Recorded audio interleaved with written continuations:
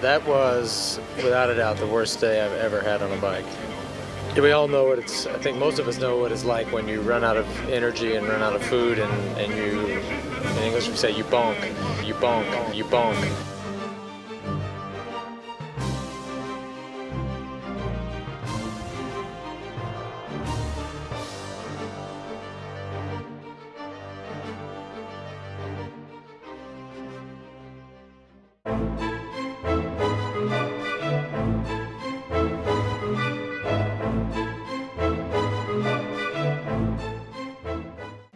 In the leg muscles, some stored glycogen exists, and the glycolysis process synthesizes this into ATP.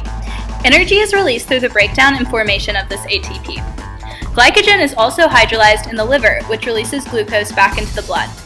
Both heart and leg muscles are able to receive their glucose through this pathway.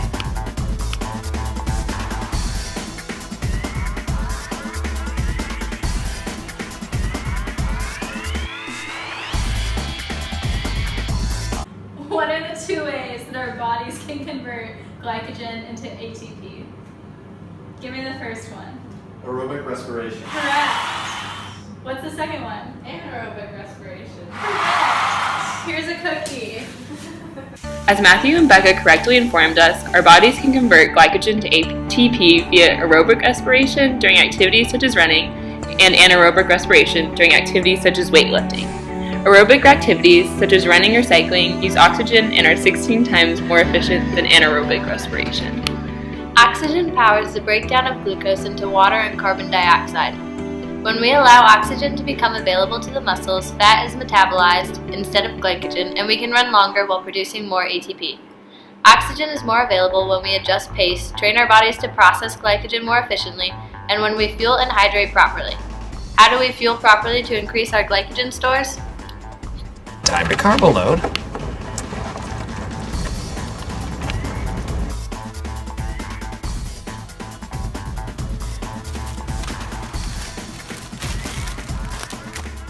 As shown in the diagram, molecules travel between organs through the bloodstream. Heart and leg muscles receive the glucose that is released into the blood that was hydrolyzed in the liver. As this glucose is used up, more glucose is made in the liver by anabolism from amino acids and pyruvate. It's important to remember that all glucose comes originally from food, and that glucose is catabolized in all cells to provide them with energy for basic cellular activities. Once aerobic rates drop, your cells can only break glucose in half, which leads to the formation of lactic acid. Once you have sufficiently depleted your glycogen storages and your body has to rely solely on fat and sometimes protein for energy, you have bonked, aka hit the wall. These sources are much less available and harder to convert to energy, so you experience exhaustion.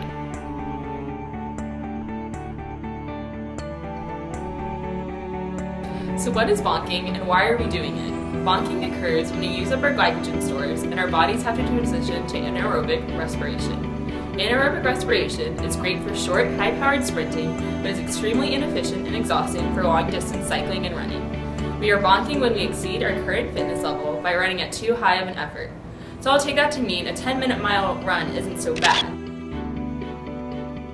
But we're bonking because we have neglected to replace carb sources, aka grab a spoon, because that Easy Mac is looking really good right now.